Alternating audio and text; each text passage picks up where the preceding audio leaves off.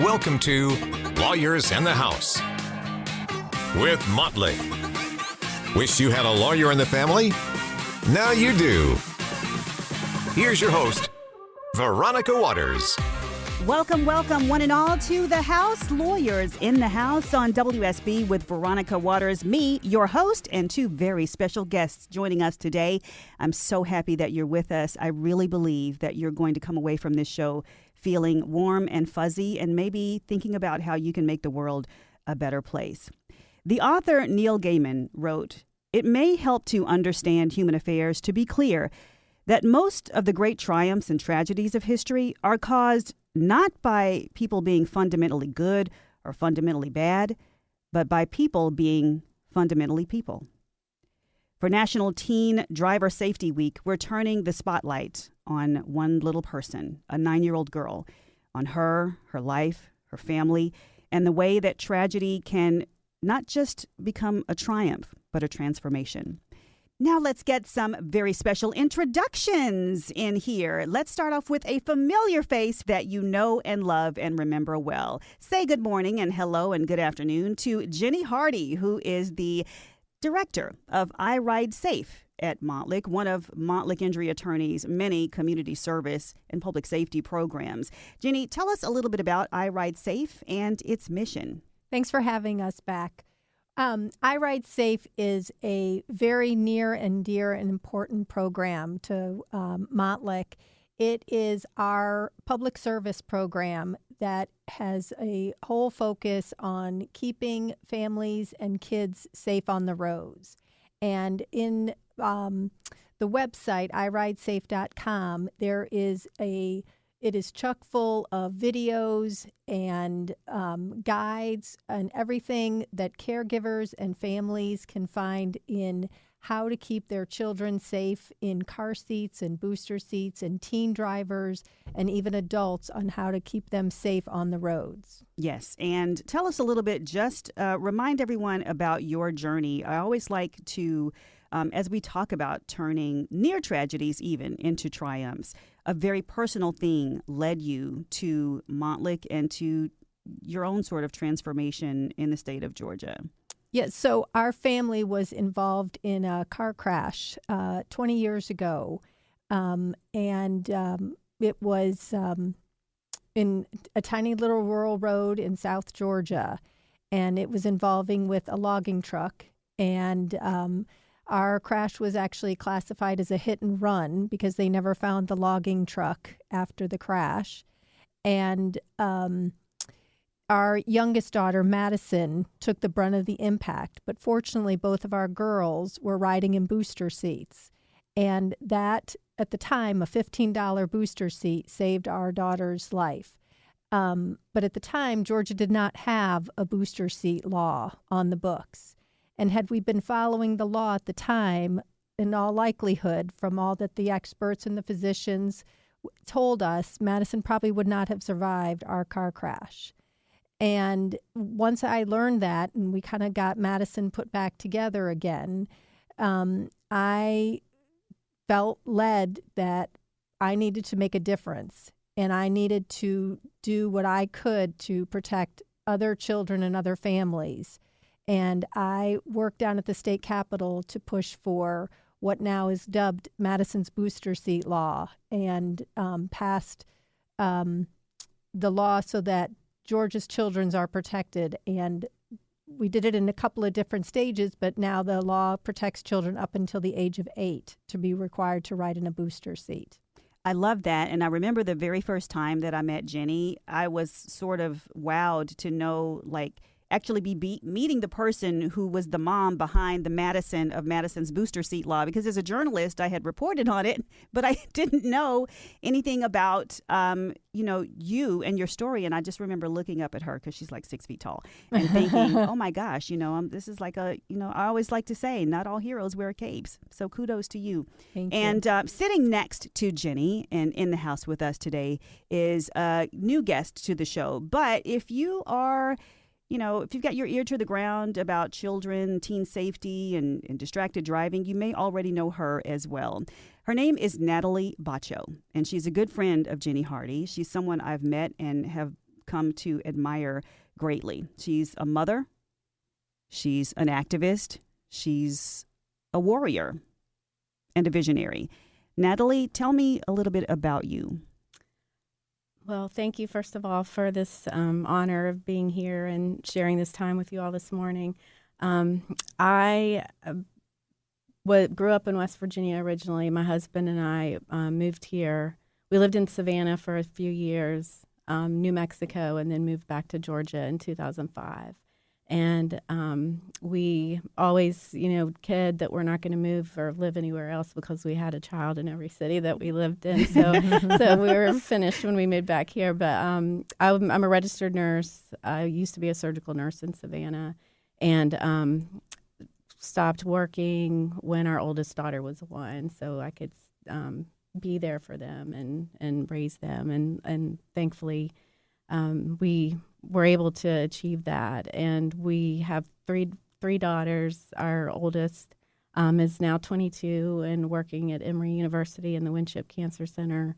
And our youngest daughter, Charlotte, is 16 and a junior at East Coweta High School. And Abby would have turned 20 this past July 22nd. We're talking about Teen Driver Safety Week, and the 9-year-old girl that we're talking about today is Abby. She's Natalie's daughter, and we're going to talk about how her life and her loss have helped transform many people's lives. Thank you so much, Natalie, for being here to tell your story. Thank you so much, Jenny. Thank you both for being in the house with us. Thank you. We're with Lawyers in the House with Motley on WSB, and I think the first thing that we should do is put the spotlight on Abby and you and her family. Tell us your story. Tell us Abby's story. How much time do you have? I always get when I'm asked that, especially when someone asks to tell a little bit about Abby. Like if you have children, you know that middle child is just a little bit different, and she just loved deeply and lived deeply, and she was always full of excitement, always loved to be around people and bring people together. And when you first met her, she was a little bit reserved, but when she got to know you and she felt comfortable, her full personality came out blaring. And she always kid and say she never walked into a room, she danced into a room, she twirled into a room. And when I speak with different groups and I describe Abby, I always say she was our child that made us constantly question our ability to parent, because she was a very strong-willed child, and it was usually her way or the highway, and she could be challenging, but I think that was just her personality and her spirit, that she just felt so much and just felt so much for other people. And so we were beginning to celebrate the Christmas holiday, December 2012. And we all know how very busy that time of year is, and the lists are long, and we're running a mile a minute. But that Saturday before Christmas, December 22nd, we just took some time as a family to just spend the day together before the big rush came. And we took the girls roller skating, and we went to Mass that evening, which looking back, I'm so grateful that we did go to church that evening. And then we went to eat at one of our very favorite places in downtown Newnan called the Redneck Gourmet, which has the best fries you'll ever have. And that was one of the favorite things that Abby always got. And then we were just going to go drive through a neighborhood like a lot of families do that time of year and look at Christmas lights and listen to Christmas music on the radio. And I decided to drive because I knew the area a little bit better than my husband did, which was very unusual. Normally he would be the one driving. But we set off towards the neighborhood. We were less than a mile from our house at an intersection that we go through all of the time, and we had the green light. And within just seconds of entering the intersection, an 18-year-old who was distracted in a series of phone calls T-boned our minivan. That was I know a shock, and your husband Steve was very badly hurt, but managed to recover. However, as we sit here today, it's been more than a decade since your family has been without Abby, and she was taken off life support on Christmas morning of 2012. Christmas morning, and gave life to 4 people that day, 2 being children, Yeah. through organ donation. So her spirit lives on. Her heart's beating in someone else's chest. And she has been someone who gave even after death, right? We're going to talk about the legacy of Abby Baccio and how Natalie has helped turn her memory into triumph and into transformation. And how did we get here to this transformed moment? That's coming up straight ahead on Lawyers in the House with Montlick on WSB.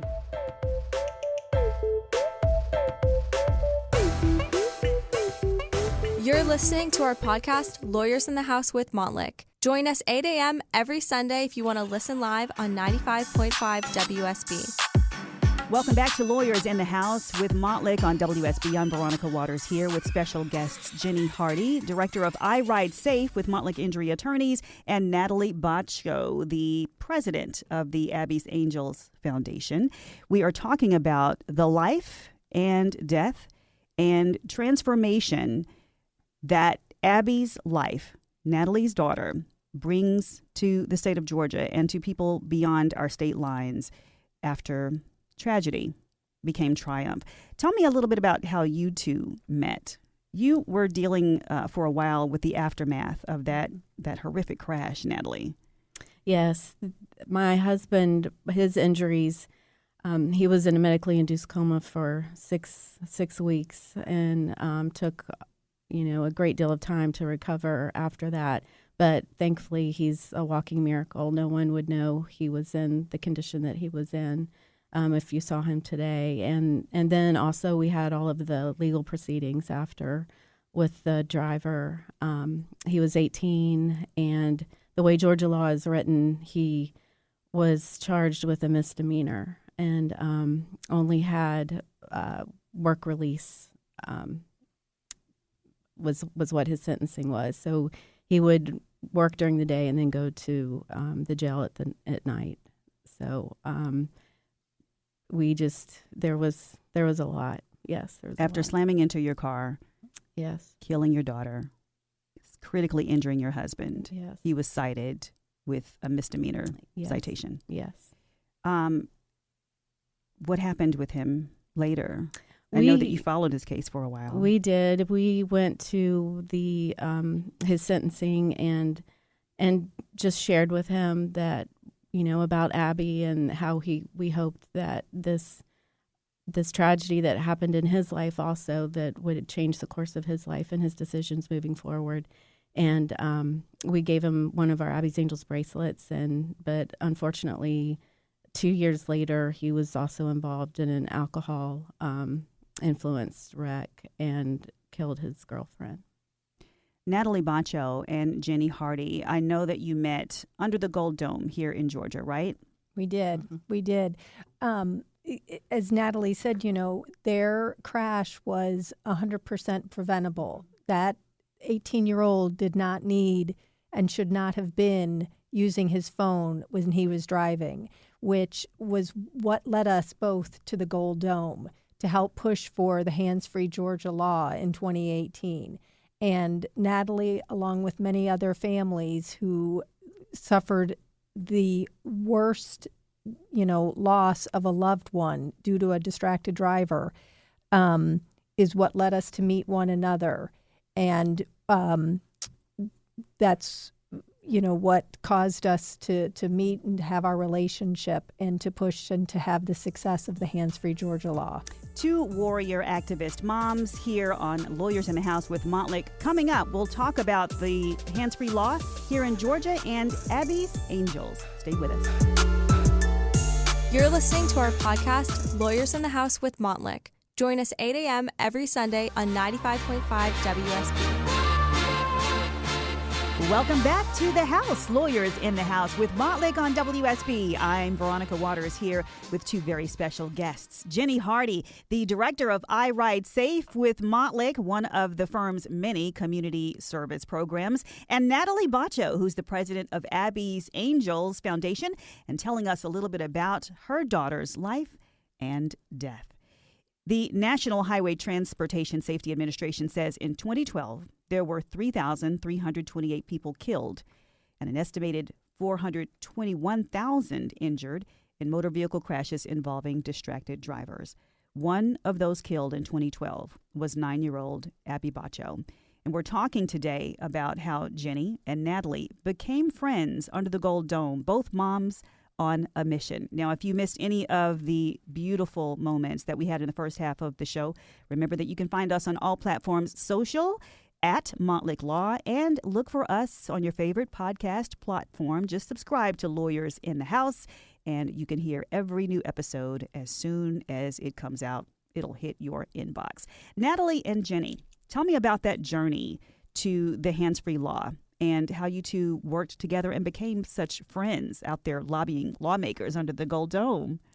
Well, I'm a firm believer that people are put in your paths for a reason, and Jenny definitely, and the other families and everyone that worked on it. But Jenny, we've been able to keep in touch over the past 5 years or so, and just she is. I consider her a very good friend. Yep, and absolutely. She's a light in my life, and we've had the opportunity to work together to continue this fight over the next couple of years that after the hands-free law passed. So, what was your first impression of Natalie?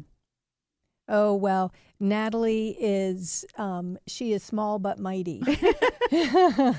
And she doesn't back down. And she has a very focused way about her. And she speaks with very, a passion and a compassion to her. And like I said, she is small but mighty, and she carries a big punch in a sense. But I think the most beautiful thing, and there's lots of beautiful things about my dear friend Natalie, is she has this sense about her, this aura about her that I know is her sweet Abby is all in her. And Abby comes out, and she just has a way of delivering a message that is so powerful and so convincing that people and lawmakers, when we were at the Capitol, they just hear the message in a different way that when it's delivered from Natalie, and it's powerful. And Georgians are lucky and blessed that the families had the courage, because it takes an enormous amount of strength, even for Natalie to be with us here today, to tell the story, because it's painful. To share that again and again. Again and again and it again. It is. And I can't imagine that pain that Natalie and her family has had to go through. But for us Georgians, we have to be enormously grateful that she has the strength to do that, because it's because of people like Natalie and the other families that came to the Gold Dome to do that lives are being saved every single day. And for that, we all need to be grateful. Thank you so much. Thank you so much, Natalie and Jenny, for the two laws that you all helped get passed here. You lobbied so hard for them in the Georgia legislature, and the hands-free law has been a very successful one. Before it was passed, they averaged, the state of Georgia says, about 10 to 11,000 convictions every year for distracted driving. But in the last 2 years, as we see here today, it's 2023, and in 2021 and 2022, there were more than 50,000 convictions for distracted driving. Admittedly, hard to enforce. You don't always see people on their phones. I mean, I do, but I'm not a cop, right? I can't pull them over. But you do see it. Still, tickets are up. Accidents are down, at least the ones that deal with distracted driving. So I think that all of us owe you and your families and the lobbying that you did, a debt of gratitude, because it makes us all safer. Thank you. And I always think that we can learn to be better. Maybe we drove distracted coming here, but when we go home, now we know the importance of putting the phone down. I found it fascinating that the driver, who was a teenager at the time that he hit your family, was only cited with a misdemeanor. And then 2 years later, he finds himself in a fatal crash where his girlfriend passed away. And this time, the conviction was a lot more severe. Mm-hmm. He got prison time. Yes. He received 20 years, serving 15. So, hopefully, even that precedence, will touch others when they hear our story and hear the aftermath. That in a split second, lives are completely altered, and the trajectory of your life is completely changed. And when you take that risk, when you glance down at your phone or any other distraction in the car, you are driving blindly. And people just don't realize it in that sense. And it's like driving with your eyes closed. it is exactly like driving with your eyes closed. And when I speak to teens about safe driving, I often put it to them like this. Like, if something that is extremely important in their life, whether it be they're a football player and they're right in the middle of a game or a practice, or they're in the band, or they're into drama and they're practicing or performing one of their productions, would they pull out their phone in the middle of that important play where, they're going for a touchdown, or right in the middle of, the highlight of the production? Would they distract themselves in that way? So then why in the world would you do it when you're driving and you have that responsibility of lives in your hands? That's a beautiful analogy. Do you see the light bulbs go on when Yes. in that moment? Yeah. It's just, we don't, in our society, driving has become second nature in the car. we're often distracted mentally. We're distracted with our phones that are a complete addiction these days for all of us, and we have forgotten the responsibility that we have when we are sitting in that driver's seat, and that it is a weapon that we are controlling, that it is a 2-ton weapon, and it's more than just getting from A to B, or whatever you're going through that day, that you have to stop and think that all those people that are on the road with you, they have lives. They are mothers, their daughters, their husbands, their sons, their relatives, and very deeply loved. We all think that we can do it. Mm-hmm. Everybody thinks it's just a second. It's just going to take, but that could literally be the difference between life and death. And it's interesting that the driver whose accident or whose crash just severely changed the trajectory of your family's lives. It wasn't even texting. He was just getting phone calls or making phone calls. It doesn't matter what it is, what that distraction is. And it is anything that takes your eyes off the road, even for a second. It is. And it's not a one-time occurrence. It's not a one-time event. It is forever after. Every fiber of your life is completely changed. So, we want to do everything in our power, along with Jenny, to prevent other families from ever having to live the life that we've had to live. I think the other thing that's so important to remember is these things, they happen. We always think it's never going to happen to us, right? That we're immune to it. Mm-hmm. Oh, I'm a good driver and I can do it for just a second. But that's not the case. No. Natalie was a good driver. Our family, my husband was doing, he wasn't quote unquote doing anything wrong, right? But it's not, everybody has to take their ownership of being and making the wise decision and everybody the right decision. has a part to play. Yes. Everybody has a part to play. Because it comes down to choices. Correct. And our motto with the foundation is it's one life, one choice. We all have one life, and it can come down to that one choice that you make while you're driving.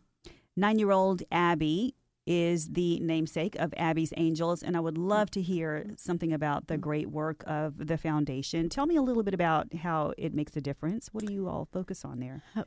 Abby, I always think, I kind of say that Abby's foundation has taken on her personality because it's everywhere and all over the place at once. But our main focus is Abby's Closets and our safe driving message. And Abby's Closets are sweet little welcoming, colorful, on the verge of tacky little spaces that go into schools that we partner with. And they provide school supplies for students, any school supply they could possibly need from kindergarten through 12th grade. We realized quickly that the work had to reflect her and her heart and what was important to her, and friendship and making other children feel accepted and part of a group, and just feeling supported and loved, and friendship was very important to her. And she loved first day of school shopping, right? She loved shopping of all sorts, but she especially loved the joy that came with shopping for all those fun new school supplies. And we just quickly realized there are so many countless families in our communities that can't provide even just the basic tools for school. So Abby's Closets provide those and so much more. I know that Abby, as you mentioned earlier, saved some lives because she was an organ donor when she lost her life. And in many ways, she's living on through other people as well as through you. Tell me a little bit about the scholarships and the Rainbow Run. Because we're wearing these very cool T-shirts. I don't know if you can see this. If you're on the radio, you have to look at the YouTube. Check us out. The Abby's Foundation, Abby's Angels Foundation shirts. Tell me a little bit about the Rainbow Run. So the Rainbow Run is held every April, and it is held during April April is Organ Donation Awareness Month, as well as Distracted Driving Awareness Month. So we have, it's basically just a celebration to say thank you to our community, to celebrate Abby's life, and to raise funding for the work that the foundation strives to do. And it's just basically just a fun-filled day that we hope families and friends come out and make memories together, because that's what's, so important, is to make those memories. And we just want everyone to laugh and have fun and get blasted with colored powder when you run the Rainbow Run. I love that. I'm going to do that one day. If you see pictures of little Abby, you see just how vibrant her absolute life was. We're talking to Natalie Baccio and Jenny Hardy here on Lawyers in the House. Coming up next, the Motley closing argument. Don't miss it.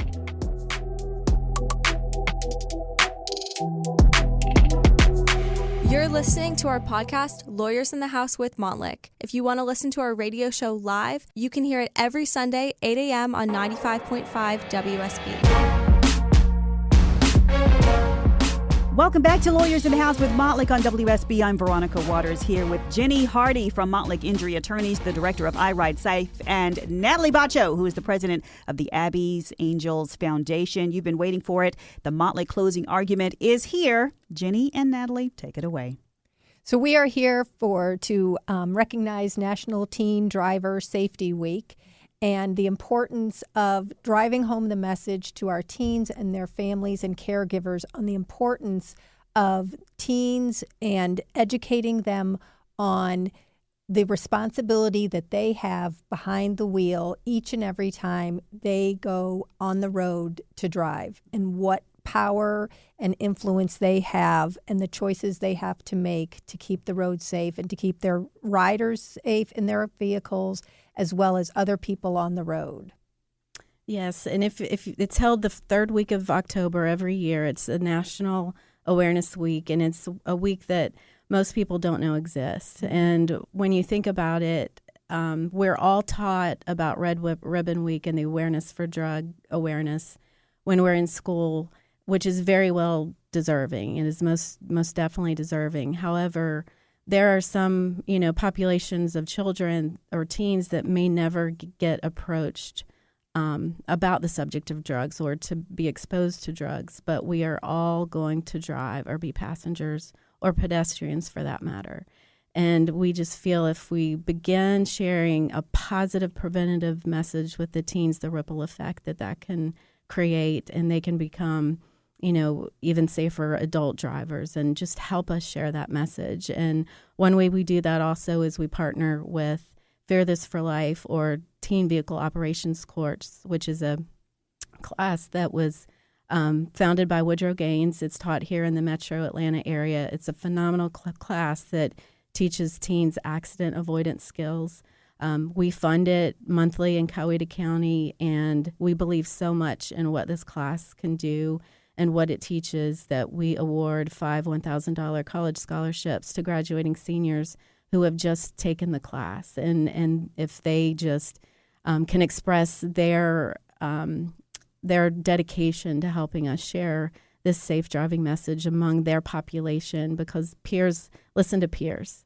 You know, they're going to listen to their friends more than they will to other adults, we feel. And if we can get that age group empowered to share how important this message is, then, you know, we truly believe lives will be saved. You will save lives. Each one, teach one. Thank you so much to Natalie Bacho and Jenny Hardy. I'm Veronica Waters here on Lawyers in the House with Montlick. For more information about this mission or how you can help or donate or find these teen driving courses, visit abby'sangelsfoundation.org. This is an example of how you wear your tragedy as armor and not shackles. Until next time, we'll see you.